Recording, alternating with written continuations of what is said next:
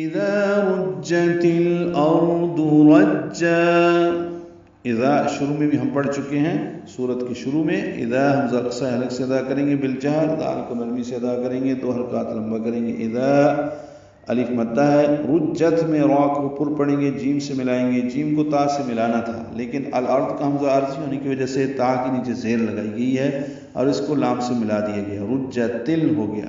اب لام ساکن پہ اظہار قمری ہے، حمزہ کو را سے ملائیں گے، را اور ضاد دونوں پر پڑھیں گے. را اس لیے پورا ہے کیونکہ اس سے پہلے حمزہ پر زبر آئی ہے، ضاد اس لیے پورا ہے کہ حروف مستعلیہ میں سے اس کی کچھ صفات میں نے پچھلی آیت میں بتائی ہیں.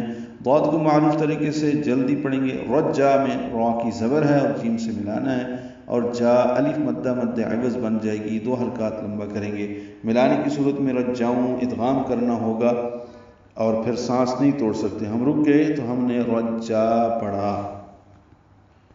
جب زمین بڑے زور سے ہلا دی جائے گی،